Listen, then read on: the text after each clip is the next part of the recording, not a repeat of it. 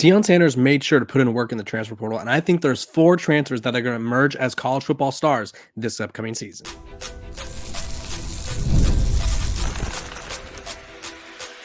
You are Locked On Buffs, your daily podcast on the Colorado Buffaloes, part of the Locked On Podcast Network, your team every day. Welcome to Locked On Buffs. I am your host, Kevin Borber. Today's episode of Locked On Buffs is brought to you by the Locked On Podcast Network. I want to thank you guys for tuning in every single day, making me your first listen of the day. And I also want to give a special Memorial Day shout out to those who serve. We appreciate your service. Let's dive right into Colorado football and the transfer portal. We know that Deion Sanders makes his bread and butter, his living in college football off of the transfer portal. He brought in, as it currently stands, over 40 transfers for the second time in a row. Last year was over 50.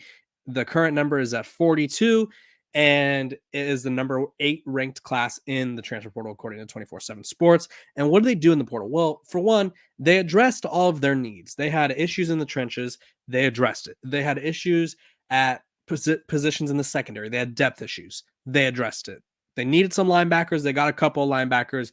I would say, while they're probably not going to be the most elite group in the country, they addressed their issues at linebacker. But with 40 transfers, how do we know who's going to be the stars? Well, we got to talk about roles, we got to talk about opportunity, and we got to talk about who has already proven themselves the most during their college career. So I'm going to give you 4 transfers that I think will be stars right away for Coach Prime and the Colorado Buffaloes, starting on the defense. And this shouldn't come as a surprise to many people, because I feel like we've kind of already heard a lot about him, and we've already kind of know about him and what Coach Prime thinks of him. I'm going with DJ McKinney, the corner, Oklahoma State transfer, who, by the way, guys, Coach Prime told him, hey, you're a first-round talent. Think like a first-round talent, because you are. And I don't think a lot of people – it was a moment that he said in a well-off media video, but it was a moment that some people, just hearing that could flip a switch. A young corner being told by Deion Sanders himself, Coach Prime, Primetime, a former first-round pick himself, an NFL Hall of Famer at the same exact position, that you are a first-round pick or first-round caliber player, that moves mountains. But for DJ McKinney, he comes into a defense where they need someone to step up opposite of Travis Hunter. Omarion Cooper was kind of the guy last year, but he wasn't really living up to expectations, or he wasn't really giving Colorado what they needed at corner opposite of Travis Hunter. And so they go and they add a couple corners. Preston Hodges, another one. And DJ McKinney, though, started and played for an Oklahoma State team that made it all the way to the Big 12 title game. He had a coverage grade of a 70.3, which honestly, not the most eye-popping numbers by any means, but he played a ton of football for the Oklahoma State Cowboys last season. And I do think, as a redshirt freshman, I think he got the experience that he needed. Now heading into his second year where he'll be a starter, I think he'll take that next step. Plus, think about who he's working with. He has Travis Hunter to look up to, model his game, not after, but sort of get some help from, because Travis is one of the best players in the country, one of the best corners in the country. He has Deion Sanders, who, like I said, NFL Hall of Famer, former first-round pick, knows a little thing or two about playing corner. And Robert Livingston, who was an NFL safeties coach, he is now the defense coordinator. So he has 3 really great minds to help him develop as a corner. So he's my first one. Obviously, he brings some experience, which Colorado needs, and I think we're sticking in the Big 12 and kind of having that familiarity will really help the Buffs out. So that's my first one. Let's go to the offense. And I think you guys, a lot of people have called for this one already, or a lot of people, I think, are expecting this. We got to go with a running back. And you're probably like, a running back? Colorado didn't run the ball all last year, and they didn't do it well. Let me tell you. Sorry, I think I have to sneeze, but won't. There it is. Bless me. Thank you. I appreciate it. Had to sneeze really bad, and it wasn't coming out. But we're talking about the run game. A lot of people look at Colorado's offense last year and they're like, yeah, they sucked at running the ball. They weren't, they couldn't do it. They had no ability to run the ball last year. And it's like, you're right, but this is a different team. Let's forget that last offense line, because realistically, there's only one person last year that started that will be starting this year, and that's center Hank Zelinkas. I think he's locking that spot down. He's big, he's competitive, fiery, and he knows what it takes to sort of play for Coach Prime after 1 year. And he embraced the challenge. So the offensive line is obviously revamped, and I think they're going to be able to run the ball at a much higher clip. Now, they did land Rashad Amos from Miami of Ohio. He went to Ole Miss now, so he's no longer in the fray.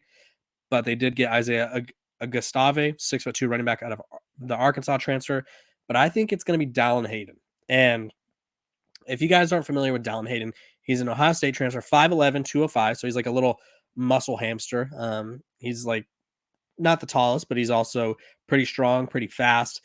And I think realistically in Columbus, he just was not getting the snaps that he needed. And that's not to any fault of his own. Ohio State had a really deep running back room.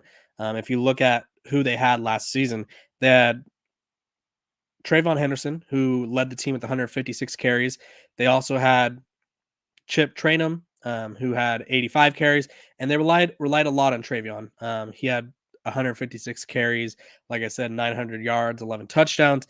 They also had Mayan Williams, who played a lot for them. So they had a ton of guys who had a lot of experience, and realistically, he kind of just fell down the depth chart.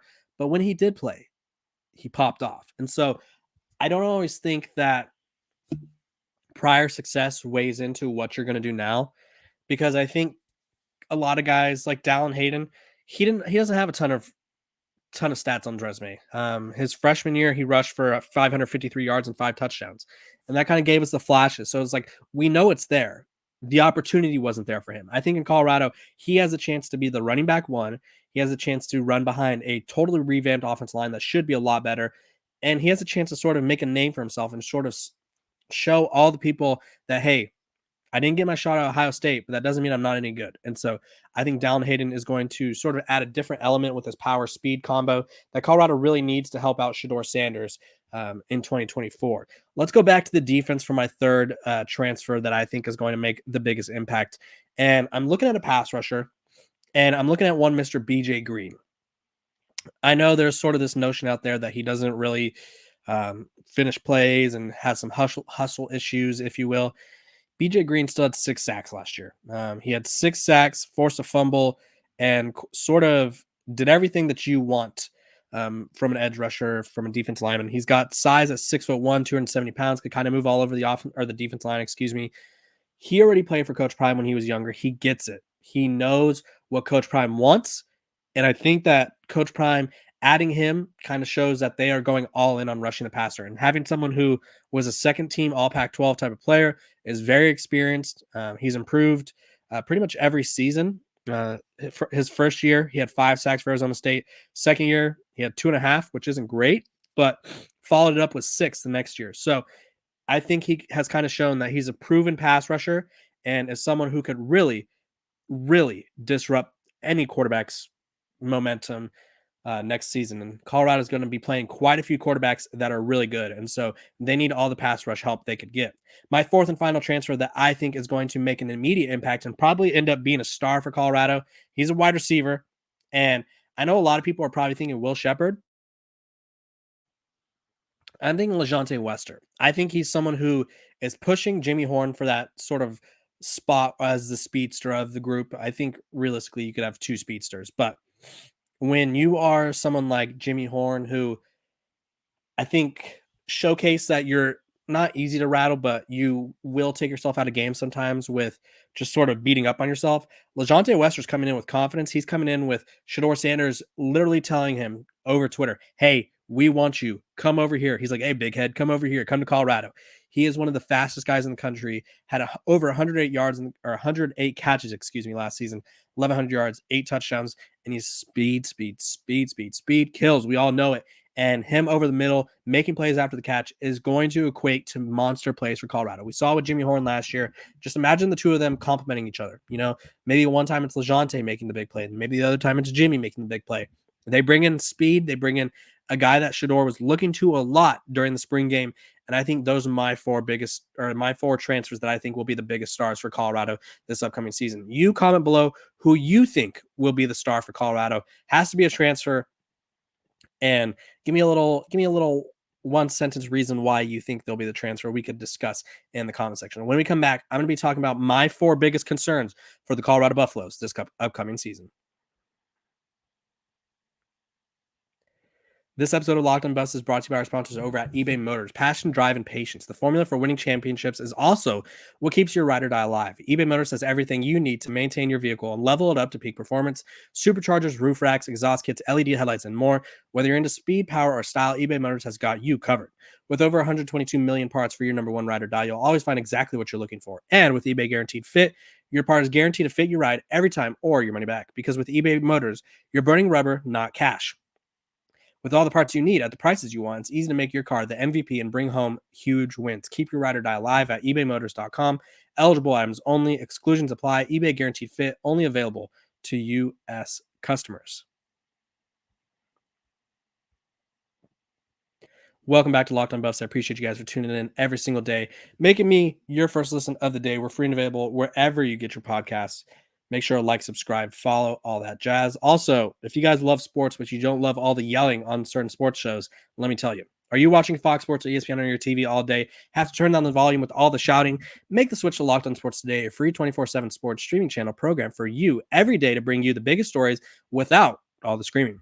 Locked On Sports Today brings you can't miss analysis, opinions, news, streaming 24/7 on YouTube or for free on the Amazon Fire TV channels at part of the Locked On Podcast Network. It's your team every day. Make sure to like, subscribe, follow, give us 5 stars. We appreciate all the support that you guys give. Let's talk about concerns now. Obviously, I think this Colorado team, let me preface this because I feel like as soon as I talk about something that isn't Colorado winning every game or something, I'm a hater. So let's just preface this. I think Colorado will be a good team next year. I think they will make a bowl game. I think they will shock some teams in the Big 12. That doesn't mean I don't have concerns for them. I have concerns for every team in college football. Let me just put it that way. But what are Colorado's concerns? Well, for one, I wanted to say, because you look at their schedule right now, and it's a very intriguing schedule. I think it's a very dangerous schedule in the sense that if they don't get off to a good start, it could be difficult to bounce back. And that leads me to my first concern. Starting slow. If this Colorado team starts slow, how are they going to bounce back? How are they going to deal with that adversity? How are they going to sort of make up for it? Obviously, making it to a bowl game is the goal here for Colorado, whether people want to admit it or not. A bowl game would be a great season. If they start off the season and say they lose 2 out of their first 3, and then they also have a tough stretch down the rest of the year where they have to play Kansas State and Arizona. They also have to go on the road at Texas Tech. They play Utah, Kansas. They play what are projected to be 1, 2, 3, 4, 5, 6 ranked teams. 1, 2, 3, 4, 5. Yeah, 5 ranked teams, excuse me. And wouldn't surprise me if there's another 1 or 2 on the list that ends up being ranked. What happens if they start slow? Where do they make those wins up from? How do they bounce back? Because last year when they got punched in the mouth, it did not go well. So that's my concern. I look at this run defense last year, one of the worst in the country. They have a much improved defense line. I think they got a lot of good pass rushers. They got some decent linebackers. I don't know if the linebacker group is really selling me, and that's where my concern is. Can the linebacker group help stop the run? Are they going to be able to stop the run next year? Because if you can't stop the run in the Big 12, good luck. Or even just in general with their schedule. North Dakota State, always a physical team that runs the ball. Baylor, physical team that runs the ball. UCF has one of the best running backs in the country, and they also have KJ Jefferson, the Arkansas quarterback transfer, who is a dynamic athlete. A lot of people call him the poor man's Cam Newton. Big dude, very strong, very fast. Kansas State, Dylan Edwards, he's out there. Avery Johnson, he's out there. They are both very mobile, very quick, very hard to bring down open field. Then Texas Tech has one of the best running backs in the country. Utah is always a physical running team. Kansas, very good running back and very dynamic quarterback. And then obviously Oklahoma State has one of the best running backs in the country, if not the best, in Ollie Gordon. So if you're Colorado, if you can't stop the run, best of luck to you because it's going to get difficult. It's going to get difficult. My third concern, don't worry, I could count sometimes. My third concern, and this one's a weird one because it's like there wasn't anything to be concerned about last year, but it's does Shedeur Sanders build off his season? And I think he will, but there's a new offense, new weapons.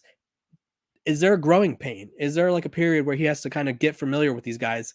Or does he just pick up right where he left off? And I say this as a concern because I think they rely so heavily on him that if he's not clicking right away, I think it could really hurt the team. And then lastly, I kind of touched on this already, but adversity, it's going to happen.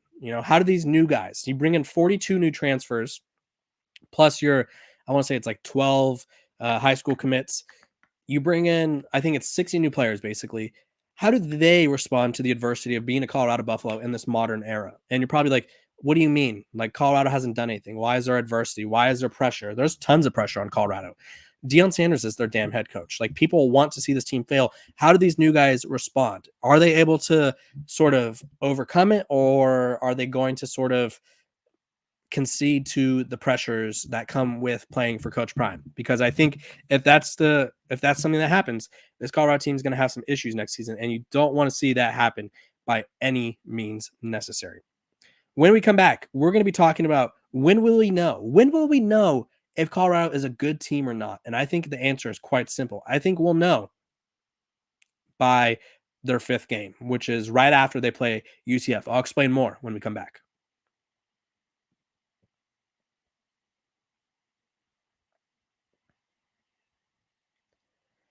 Welcome back to Locked On Buffs. Appreciate you guys for tuning in every single day, making me your first listen of the day. We're free and available wherever you guys get your podcasts. Make sure to like, subscribe, follow. Make sure to give me 5 stars on Spotify and Apple. Share the love, spread the love. Let's get the subscriber count up. We're trying to get to 6 before the season. We're currently working our way there.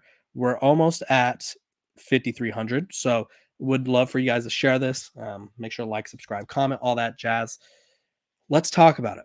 When will Colorado be good? When will we know? Well, last year, I think we jumped the gun a little early. Colorado starts off 3-0, and everyone was like, this team is it. They were ranked. They were about to play USC, who was looking kind of fragile. They had Oregon on the schedule, who at the time, which I think I did predict Colorado to beat Oregon, which in hindsight 2020 was a horrible pick because Colorado lost by like 36 points. But Oregon had a tough matchup against Texas Tech, who I didn't think was very good. And so I was like, okay, after 3 games, I could kind of see this team making some noise. And then they collapsed. When will we know? When is the right time to be like, okay, this Colorado team is different? And I think by week 5 feels fair. And you're probably like, that they don't even play any ranked teams in the first 5 games. Well, let me tell you, North Dakota State is one of the best programs in all of college football, regardless of FCS, FBS. They've won 9 championships in 11 years, and they consistently are pumping out pros. They're consistently pumping out some of the best coaches in the country, and I imagine they'll be no different. I think they're going to be a very physical team. I know a lot of people are sort of – I saw this tweet yesterday, and it was like, look at their defense linemen. They're all so small, or look at their corners. They're white, or they're slow. They're not this, they're not that. Yeah, and they still win 9 championships in 11 years. Plus, North Dakota State has taken down FBS programs. They've done it before, and it's not anything to scoff at. They took down, and this is, I kid you not, they're 9-3 against FBS programs since 2010. They beat, let's see, some of the teams that they beat. Kansas, Minnesota, Colorado State, Kansas State, Iowa State, number 11 Iowa, and they also beat Ball State. They beat Central Michigan, and like I said, Minnesota. They've taken down FBS teams. They've taken down top 15 FBS teams before. This is not a program that you look over lightly. So if Colorado beats them, cool. If they're able to go to a hostile environment at Nebraska, who has the best young quarterback in the country, and Dylan Raiola, number 1 ranked recruit in the country, or number 1 quarterback in the country. If they're able to beat them, okay. Now it's you win a hostile road game, which Colorado did last year, but TCU ended up not being good. I think Nebraska is going to be better this year than what they were last year, and they're better than what TCU was last year as well. Then they play a frisky Baylor team, who's probably going to be one of the not so good teams in the Big 12. But if you can handle them, you kind of show like, hey, this team's for real. If they struggle with Baylor, then I'm going to be a little bit concerned. Then, I skipped over Colorado State. On the road, rivalry game. Colorado State pushed them to double overtime last year. They're going to try to do the same. If they can make a statement, just blow them out of the water, it's a different team, and I will have a lot more respect for them. than if they were able to just sort of beat them by a touchdown or something. I think making a statement matters, whether it's fair or not. Life isn't fair. And then they have at UCF, which is as true a road game as it gets. They're going to have 3 road games in their first 5 games. And so if they have a solid record, if they go 3-0 in those in that stretch, or if they go 2-1, I think that Colorado team will be really good. We'll for sure know how good they are after they play Kansas State, because I think Kansas State, while all those other teams are really good tests of how good they are, Kansas State will be the first ranked opponent they play. Kansas State is by some view as a favorite as a Big 12, or favorite to win the Big 12. So I think that's when we'll know. You guys comment below. How long do you think you'll wait before you think, okay, this Colorado team, really good? Wasn't expecting it. You guys comment below. I appreciate you guys for tuning in every single day, making me your first listen of the day. We're free and available wherever you get your podcasts. I want to thank you guys again for tuning in. I also want to thank those who serve. Appreciate you for your service. Hope you guys have a great day, and I will see you guys tomorrow.